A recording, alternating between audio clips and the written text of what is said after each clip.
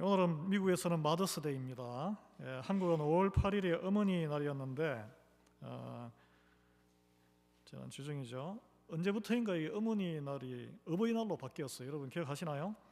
그럼 미국은 여전히 5월이 마더스데이고 파더스데이는 6월 달에 있습니다.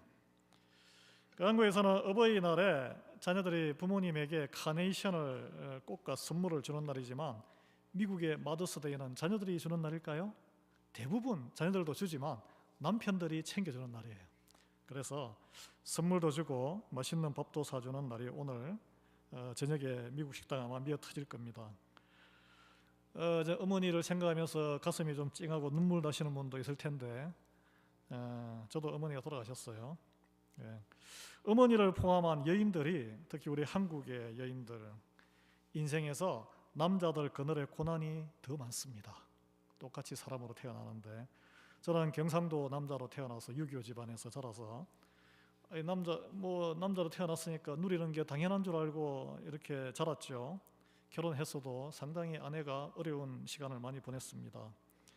그리고 어릴 때 똑같은 시대를 살았는데 우리 누나들과 또는 저는 여동생이 없지만 동네 여동생들이 살았던 것들이 제가 누리던 것을 누리지 못했어요. 근데 제 눈에는 그게 안 보였어요. 결혼했어도 상당히 나는 당연히 다 그렇게 누리는 줄 알고 그냥 살던 대로 살았는데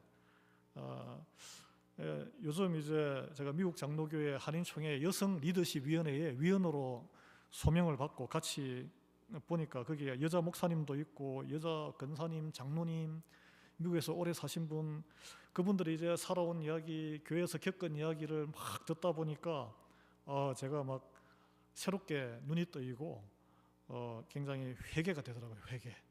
야, 나에게 당연한 것이 이게 당연한 게 아니구나. 그래서 회개했습니다. 그래서 이번 감사하게도 한국에서 열린 총회에 다녀왔는데 제가 발표를 이제 다른 분하고 같이 함께 교회 안에서 여자분들이 어떤 게 지금 우리 한인 사회에서 그런 걸 발표했는데 무슨 구체적인 데이터가 있어요. 미국에서 나온 데이터가 있는데 그런 것보다는 제가 경상도 남자로서 당연히 누렸던 모든 것이 이게 내가 우상 숭배, 세상 문화에 젖어서 나만 편하게 살았구나. 그걸 깨닫고 회개하게 되었다라는 것을 고백했을 때 거기에 회중에 있던 한 200명 가까이 되는 목사님들이 다 은혜를 받았다 그러더라고요. 근데 그분들이 다 100% 남자 목사님들이에요. 다른 목사님들 다 남자 목사입니다. 여러분, 오늘 저는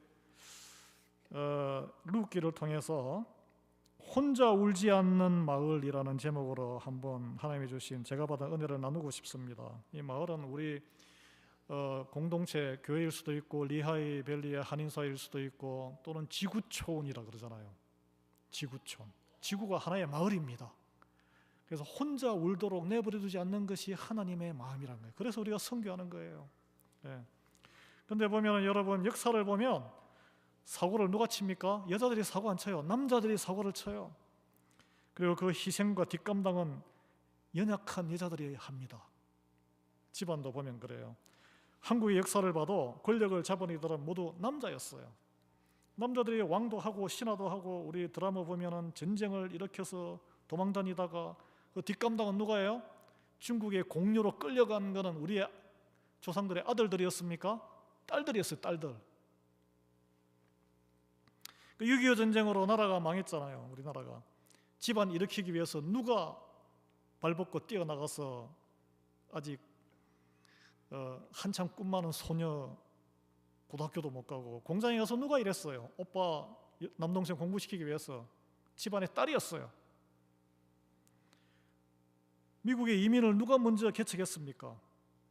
문화도 낯설고 어려운 가운데 국제결혼 하셔가지고 우리 누나들이었어요. 누나들.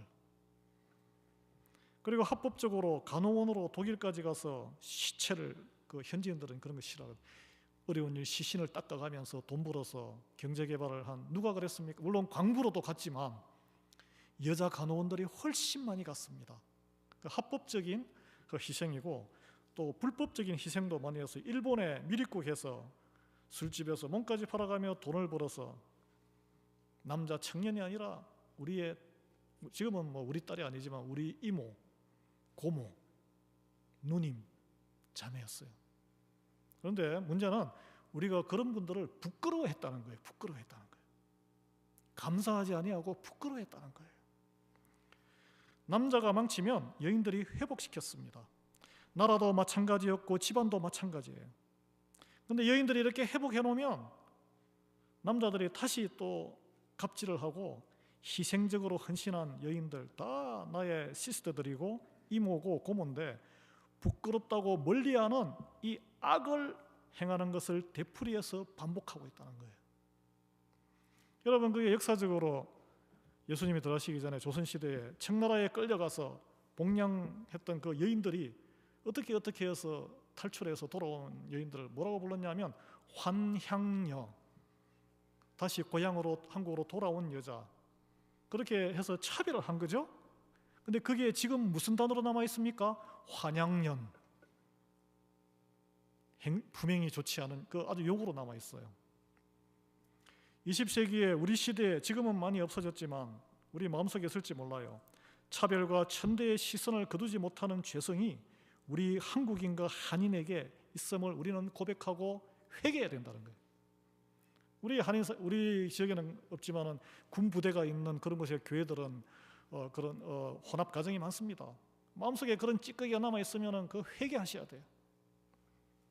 오늘 마더스데이를 맞이해서 나오미와 룻이라는 시어머니와 며느리라는 두 여인을 통해서 연약하기 짝이 없는 정말 이방 여인이고 완전히 몰락한 여인, 차별을 받아야 세상적으로 차별받는 여인을 통해서 이 정말 아름다운 사랑의 연대를 통해서 역사하시는 하나님, 그 하나님의 마음을 오늘 만나기를 저는 원합니다. 예, 오늘 어머니의 날이잖아요. 예. 나오미와 룻의 이야기는 먼저 이 시대 상황을 우리가 먼저 좀 지루하지만 살펴볼 필요가 있습니다. 이 캄캄한 절망의 시대예요. 막 부흥의 시대가 아니란 거예요. 하나님을 많이 믿고 막 다 교회 가고 그런 시대가 아니란 거예요. 암흑의 시대. 그러나 이 두 여인 그리고 그 분을 둘러싼 마을의 그 아름다운 이야기가 우리의 가슴을 따뜻하게 해주는 희망의 하나님의 사랑의 이야기로 성경에 딱 끼워져 있다는 것입니다. 이 룻기라는 책은 구약 성경의 사사기와 사무엘서 사이에 있습니다. 사무엘은 이제 그 왕조로 다윗 시대로 넘어가기 전에 사무엘 선지자 이야기잖아요. 이제 다윗이 나오는데 그 전에 사사 시대라고 아주 어지러운 시대가 있었습니다. 왕이 세워지기 전에 판간이라는 사사라고 우리가 번역되는데 이때는 가나안 민족들의 식민지가 되어서 독립했다가 식민지로 살았다가 그런 영적인 암흑 시대를 무려 340년간 12명의 사사가 등장하는데 그 마지막 12명 중에 마지막이 누구냐? 오늘날 여행용 가방으로 유명한 우리가 잘 아는 삼손이에요. 삼손. 샘소나이트 가방 유명하잖아요. 그죠? 삼손. 그렇게 하나님의 능력을 주셨지만 그냥 그 여탐에다가 막 그 세상 타락으로 질주해서 눈이 뽑혀서 마지막에 그 팔레스타인 다곤의 신전을 무너뜨리고 비극적으로 죽잖아요. 그래서 사사조차 없던 시절이 있었습니다. 그러니까 어디 교회 가서 예배 드릴 때도 없는 거예요. 여러분 지금 영국이 지금 그런 상태예요. 이슬람 사원이 더 많아지고 있어요. 이제는 예배 드리고 싶어도 예배 드릴 교회가 없는 시절이 올 수 있다는 거예요. 그 영적으로 혼란스러운 시대, 방황의 시대의 절정이 무엇입니까? 하나님의 백성 사이에 형제 자매들끼리 죽기 살기로 서로 찔러 죽이는 그런 시대가 되는 거예요. 예배를 떠나면 그렇습니다. 그 모든 희생은, 마지막 희생은 누가 감당할까요? 집안의 딸들과 아내와 여인들이 감당한다는 거예요. 그게 사사기 19장에서 마지막 21장까지 스토리입니다. 제가 지루하게 왜 사사기 이야기를 소개하냐 하면 오늘 본문의 주인공인 나오미와 룻이 이 시대를 살았기 때문입니다. 그리고 우리가 사는 이 시대가 그 사사 시대를 향해서 질주하고 있기 때문에 그래요. 룻기 바로 앞에 여러분 성경을 펼쳐보시면 사사기라고 나옵니다. 그 마지막 결론까지 3개 스토리를 제가 간략하게 정리해 드리겠습니다. 이 룻과 나오미 시어머니와 룻이 어떤 시대를 살았는지를 우리가 알아야 돼요. 이스라엘 백성들 사이에 예배가 허물어지고 11절을 비롯한 모든 헌물과 봉헌이 제대로 다 허물어졌어요. 그러니까 제사 업무와 예배 업무에 전념해야 할 레위인으로 구별된 사람은 할 일이 없는 거예요. 하나님의 소명에 대답할 수가 없어요. 그래서 세상 사람처럼 제압을 가지고 살 수밖에 없어요. 세상 사람처럼 살다 보니 일반인처럼 첩을 데리고 살았어요. 그 이야기가 나옵니다. 그런데 이 첩이 보통이 넘는 자유로운 영혼을 가진 분이에요. 행음하고 가출해서 친정으로 도망쳤다라고 되어 있어요. 근데 여자분들이 뭐 본부인이든 첩이든 남편을 떠나는 이유는 간단합니다. 생활고나 또는 남편의 가정폭력, 여러 가지 안 좋은 이유가 있겠죠. 그러나 성경은 이를 밝히지 않습니다. 왜 그랬을까요? 시대의 보편적인 현상이면 밝히지 않아요. 먹고 술주정뱅이 두들겨 피우고 막 부인들, 그걸 굳이 그런 걸 기록에 남깁니까? 그 시대는 다 그랬어? 이렇게 되는 거죠. 말해서 뭐 하겠습니까? 제사장으로서 하나님의 소명대로 살지 못했던 레위인 남편의 모든 스트레스, 이 젊은 첩이 다 받아냈을 것입니다. 그래서 레위인이 약간 스토킹 비슷하게 그 첩을 데려오려고 처갓집까지 이제 북이스라엘에서 내려가서 유대 땅으로, 그 마을이, 처가 마을이 베들레헴이었어요. 베들레헴. 나중에 다윗도 태어나고 예수님도 태어나는 그 베들레헴. 그러니까 여러분이 장소에 대해서 어떤 그 우상 숭배를 할 필요 없다는 거예요. 악한 일이 벌어질 수 있습니다. 장인어른이 융숭이 대접해서 5일간이나 머물다가 자기가 사는 에브라임의 이 북쪽 북이스라엘의 그 땅인데 그 시골 동네로 돌아오는데 중간에 밤을 묵어야 되잖아요. 그래서 기브아라는 마을에서 하룻밤 자고 가려는데 그 동네의 깡패, 어디든지 그 터세부리의 왈패들이 있잖아요. 그 이제 베냐민 지파 소속 동네인데, 베냐민 지파가 싸움을 제일 잘하는 용맹스러운 지파거든요. 그래서 동네 깡패들이 그 잠을 재워주는 그 노인한테 그 나그네 내놔, 내가 갖고 놀다가 어떻게 하겠다, 그러니까 성폭행하겠다는 거예요. 그랬더니 그 할아버지가, 아니 우리 딸을 마치 롯의 대답처럼 내 딸을 줄 테니 제발 손님은 이 하나님의 율법을 말씀을 어긋나게 하는 거다, 나그네를 대접하라 했는데, 그러니까 싫다고. 그래서 이 레위인 남편은 자기 거의 목숨에 위협을 느낀 거 아니겠습니까? 그러니까 자기가 나가서 뭐 협상을 하거나 돈을 주고 달래거나 그런 게 아니고 자기 젊은 첩을 내준 거예요. 비겁하죠, 어떻게 보면. 그래서 이 첩이 남편에게 끌려가다가 거기서 중간에서 그 동네 사람들에게 밤새 성폭행 당하고 죽게 되었습니다. 그런데 죽고 나서 그 남편이 얼마나 자기의 무책임함과 자기의 죄를 들여다보고 회개하고 그렇게 또 장인어른한테 용서를 구하고 이렇게 하면 좋은데, 이 또 그 죽은 첩의 시신을 12조각으로 잘라서 또 12지파의 이스라엘 백성들의 리더들에게 다 보내가지고 이런 일이 있었다라고 알렸어요. 그랬더니 11개 지파의 지도자들이 모여서 이 기브아 동네가 지금 악한 동네구나, 이거 책임을 물어야 된다, 우리가 가서 이들을 다 단죄하고 다 죽여버리자 하니까 이 기브아의 그 다 일가 친척인 벤자민 지파의 지도자들은 무슨 소리냐, 뭐 흔히 일어나는 일인데 왜 책임을 물어서 연대 책임을 묻느냐, 우리는 그렇게 할 수 없다. 그래서 베냐민 지파들은 너희들 건들면 우리는 전쟁도 불사하겠다. 왜냐, 베냐민 지파가 숫자는 좀 적어도 전투력이 세거든요. 믿는 구석이 있었던 거예요. 그래서 한 여인의 죽음으로 인해서 이스라엘 백성들이 역사상 처음으로 내전에 휘말리게 됩니다. 한 사람의 회개가 없는 악행이 남의 탓으로 돌렸을 때 공동체에 큰 분쟁으로 일어나는 게 이게 사사기의 마지막 스토리예요. 여기에는 베냐민 지파의 교만, 군사력으로 가장 뛰어난, 우리는 너희들 다 와봐, 내가 강건하기 때문에 군사력도 세고 하기 때문에 너희들 다 물리칠 수 있어, 이런 교만도 작용했을 거예요. 그래서 11개 지파 병력 40만 명과 베냐민 지파 병력 4만 명이 싸움이 시작되는데, 초기에는 이 베냐민 지파가 용맹하기 때문에 연전연승했어요. 그러나 결국 포위되고 전략적으로 실패하는 바람에 다 전멸하고 600명만 살아남게 돼요. 600명 남자 군인이 600명만 살아남아서. 근데 이제 이스라엘 이 리더들이 아니 이렇게 악을 행하고 다른 우리 동족에게 덤벼드는 이 지파가 이제 600명만 남자만 남았으니 자칫하면은 한 지파가 멸족되겠다 그런 생각을 하게 돼서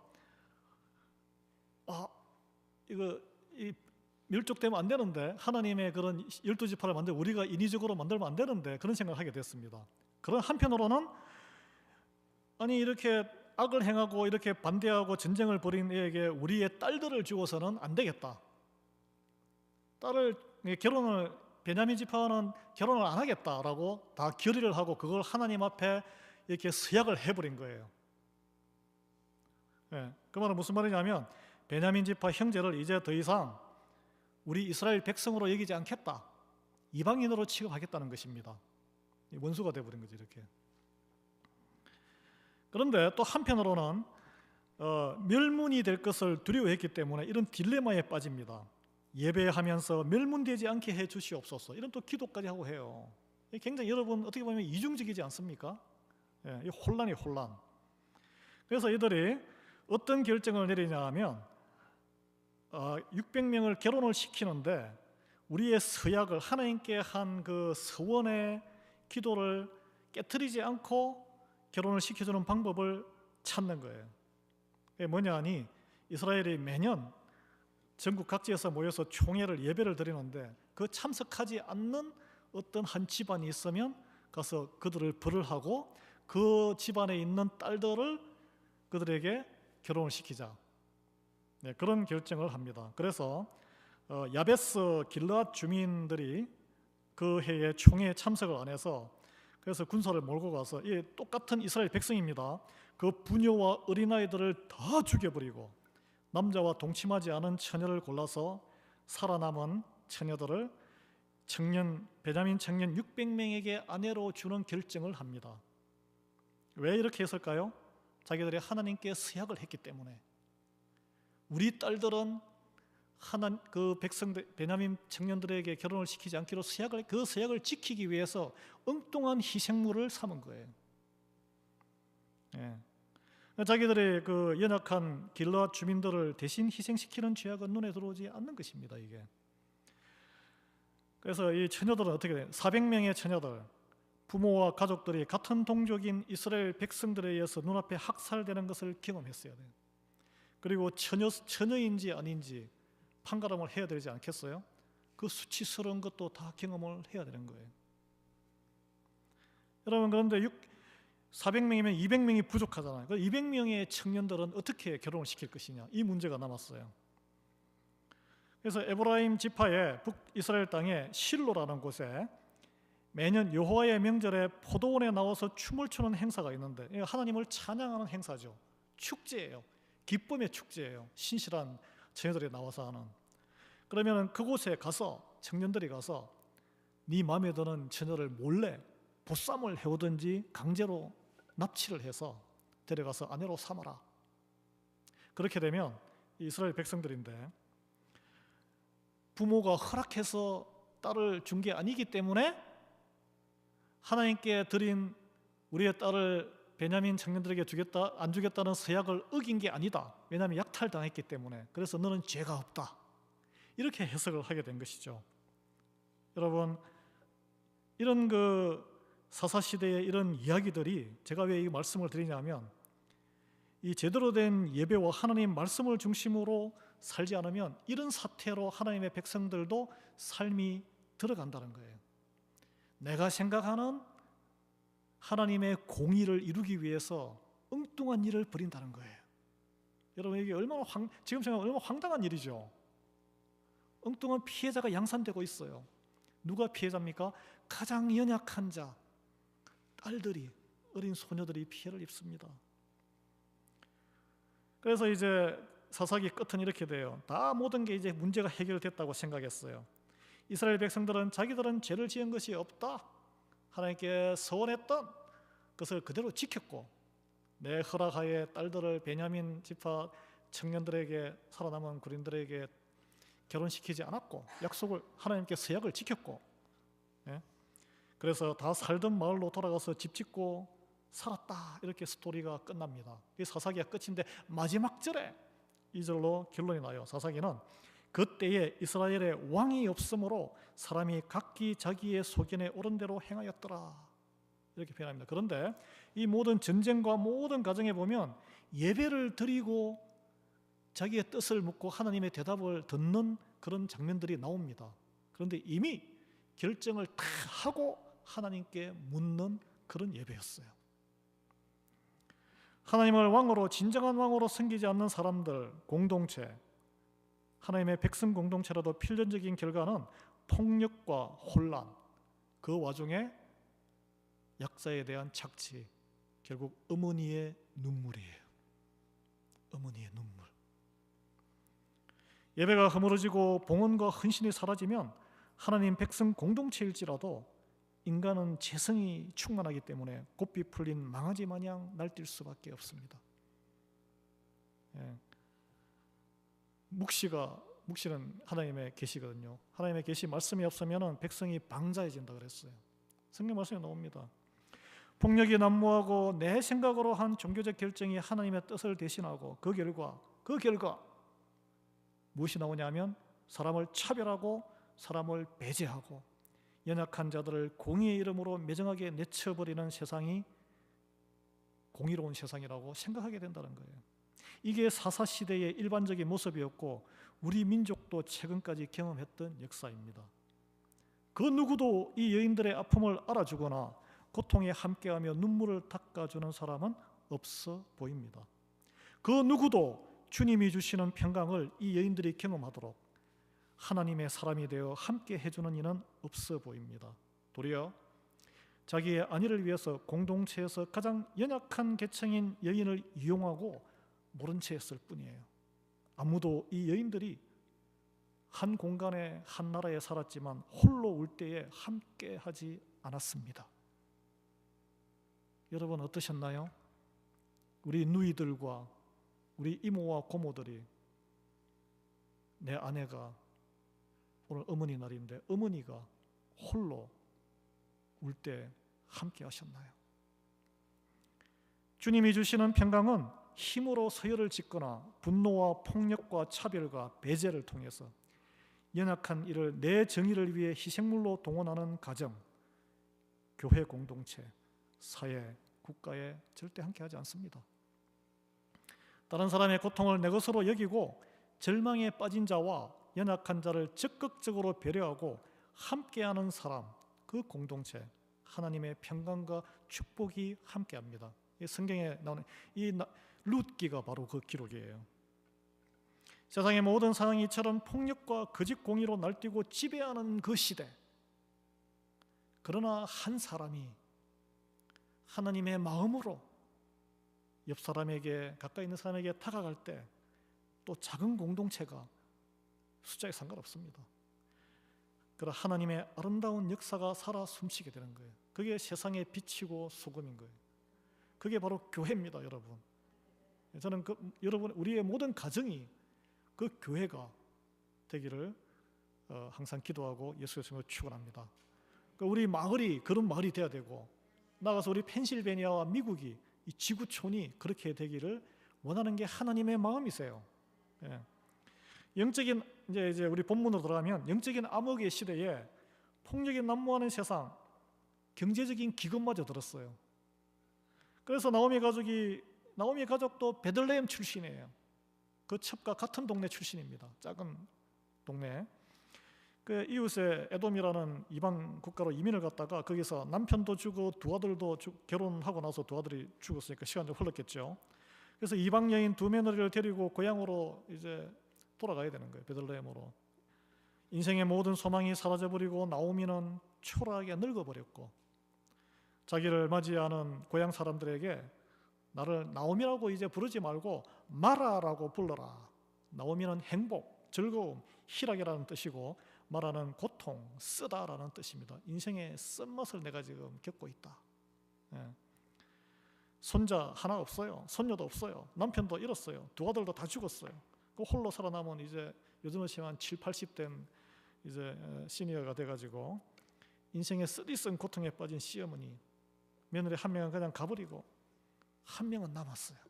그게 룻이에요. 룻. 유대인도 아니에요. 룻이 시어머니 나오미를 바라보는 이 긍휼한 마음, 불쌍한 마음, 함께하는 마음이 룻기 1장 16절 17절에 있습니다. 제가 한번 읽어드리겠습니다. 어머니께서 가시는 곳에 나도 가고 어머니께서 머무시는 곳에서 나도 머물겠나이다. 어머니의 백성이 나의 백성이 되고 어머니의 하나님이 나의 하나님이 되시리니 어머니께서 죽으시는 곳에서 나도 죽어 거기 묻힐 것이라. 이 뭡니까? 함께 하겠다는 거예요. 비가 오나 눈이 오나 나는 당신과 함께 하겠습니다. 이게 바로 하나님이 우리를 향한 사랑이에요. 시어머니 나오미가 절망적인 상황에서 속으로 밖으로 또 눈물도 많이 흘렸을 거예요. 그때 홀로 두지 않았습니다. 며느리 룻이 옆에 함께 있어 함께 울었다는 거예요. 여러분, 우리에게 누구든지 함께 있으며 함께 웃고 울어줄 누군가 필요합니다. 우리는 우리 가족 가운데 그 누구도, 우리 교회 지체 가운데 그 누구도, 우리 동네 한인 가운데 그 누구도, 또 선교지에 선교사님 얼마나 외로워요. 홀로 울고 있도록 놔두면 안 된다는 거예요. 룻이라는 이름은 친구라는 뜻이에요. 친구. 친구는 누굽니까? 잘 나갈 때 밥 먹자고 하는 친구는 친구 아닙니다. 외로울 때 또는 기쁠 때 시기하지 아니하고 외로울 때 슬플 때 같이 울고 항상 같이 함께하는 사람이 친구예요. 우리의 가장 좋은 친구는 누구십니까? 예수님이 예수님이 제자들에게 친구가 되겠다고 약속하셨어요. 우리는 제자가 되는 길을 걸어야 예수님의 친구가 되는 거예요. 믿습니까, 여러분? 하나님은 자녀된 우리가 홀로 울도록 내팽개해 두시는 분이 아닙니다. 서로가 서로를 용납하고 용서하고 불쌍히 여기고 측은히 여기고 어렵고 고통스러울 때 그 자리를 지켜주는 것이 하나님이 기뻐하시는 친구의 길이란 거예요. 하나님의 독생자 예수님을 보내셔서 죄인된 우리와 함께 하시고 우리의 친구가 되어주셨어요. 지금도 성령님께서 우리와 함께 친구 되어주시는 줄 믿으시기 바랍니다. 여러분, 사랑이 뭡니까? 사랑이 돈 많이 벌어주고 아니면 육신의 정욕을 채워주고 이런 게 사랑이 아니에요. 상황의 변화에 관계없이 항상 옆에서 자리를 지켜주는 거예요. 예배의 자리를 지켜주는 게 하나님에 대한 사랑의 첫 번째입니다. 그래서 우리 한국의 선배 그 신앙인들은 주일 성수를 목숨같이 지켜라라고 했던 이유가 거기 있는 거예요. 자리를 지키는 것이 사랑이에요. 사랑. 하나님의 여러 특징 가운데 여러 이름이 많아요. 가장 뚜렷한 게 뭡니까? 우리와 함께 하신다는 거예요. 임마누엘 하나님, 내가 너와 함께 하리라. 아브라함부터 해가지고 계속 약속하셨어요. 예수님도 약속하셨어요. 내가 너와 함께 하리라. 두세 사람이 나의 이름으로 있는 곳에는 내가 너와 항상 함께 하리라. 영원부터 영원까지 함께 하시는 분이 우리에게 친구 되어 함께 하시는 하나님이신 줄 믿으십니까? 오늘 본문에 보면 인생에 아무런 소망이 없이 망해버린 노파 시어머니 나오미를 측은히 여겨 함께한 며느리 룻을 통해 끊어진 가문이 이어져요. 의인 보아스를 들어서 쓰셨지만 아들이 태어나면서 이어지는 장면인데 이게 특이한 것은 그 귀한 아들, 가문에 들어있는 아들의 이름을 누가 지어줍니까? 보통 아버지가 지어줘야 되잖아요. 할아버지나, 그죠? 여기 보면 17절에 그의 이웃 여인들이 그에게 이름을 지어주되, 이웃에 이름 없는 여인들이 지어준 거예요. 나오미에게 아들이 태어났다. 할머니의 대를 잇는 거죠. 하여 그의 이름을 오벳이라 했는데 그는 다윗의 아버지인 이새의 아버지더라. 할아버지라니, 다윗의 할아버지. 그의 이웃 여인들, 여러분 성경에 이름이 하나도 기록되지 않은 하나님의 사람들이에요. 나오미와 룻, 쫄딱망한 쌍가부를 차별하고 천대시하고 배제했던 사람들이 아니라 따뜻하게 품고 격려하고 자신의 이웃으로 받아들인 사람들입니다. 하나님은 폭력과 죄에 대한 책임 회피로 추하게 일그러져 있던 당시 사회 상황에도 불구하고 영적인 회복의 역사를 이처럼 이름도 없고 연약한 동네의 여인들을 통해서 회복하시는 것을 우리에게 알려주십니다. 그래서 내 이름이 알려질 필요도 없어요. 이 이웃 여인들, 이 여인들이 나오미와 룻의 모든 행실을 보고 오늘 본문을 읽어보세요. 하나님을 찬송하는 여인들이에요. 이방 여인 룻, 지역의 유력한 노총각, 땅 주인 보아스와 재혼한 룻을 시기 질투하지도 아니하고, 이 과부인데 비난하지도 아니하고 공동체에서 왕따시키지도 아니하고 그녀의 고귀한 희생과 사랑을 인정했습니다. 이웃 여인들은 나오미와 룻을 통해 하나님의 역사하심을 보는 영안도 열린 거예요. 축복했어요. 그리고 나오미의 손자이자 룻의 아들의 이름을 뭐라고 해서 오벳은 섬기는 자란 뜻입니다. 예. 결정적으로 우리가 본받아야 되는, 이웃 여인들이 늙은 나오미가 홀로 울고 있도록 방치하지 않았, 아마 요즘 뭐 먹을 것도 갖다 주고 옷도 갖다 주고 이렇게 다 했을 거예요 아마. 예. 끌어안았어요. 친구가 되었어요. 마을의 한 가족으로 받아들였습니다. 여러분 명심하십시오. 레위인의 첩도 베들레헴 출신이었어요. 나오미도 베들레헴 출신이었어요. 어떻게 반응하느냐에 따라 그 주변의 공동체가 지옥이 될 수가 있고 천국이 될 수가 있습니다. 여러분은 무엇을 선택하시겠습니까? 그동안 무엇을 선택하셨습니까? 과거는 다 지나갔어요. 이제 지옥을 선택하시겠습니까? 천국을 선택하시겠습니까? 어둠이 짙을수록 한 줄기 빛은 더 뚜렷하고 귀한 존재가 됩니다. 이 나오미와 룻은 세상 탓하지 않았어요. 모두가 절망하고 무너지고 배신하고 폭력이 난무할지라도 사랑하는 한 사람이 함께하고 있는 곳, 그곳이 바로 천국이에요. 그것이 바로 하나님의 나라입니다. 예. 세상적으로 아무 존재감이 없고 연약할 수 있는 이 이웃 여인들처럼 외롭게 울고 잊혀져 갈 나오미와 룻을 외롭지 않게 함께 감싸 안아주는 그 이웃 여인들. 여기도 여인들이잖아요. 이웃 남자들 노는 게 아니라 이웃 여인들. 예. 그런 한 친구가 되어주는 저와 여러분, 그런 우리 리하이밸리 한인교회, 리하이밸리 지역사회, 그런 마을, 그런 펜실베니아, 또 나아가서 선교지까지 지구촌이 되기를 예수 그리스도 이름으로 축원합니다. 예. 우리 찬송 한 곡 부르겠습니다. 우리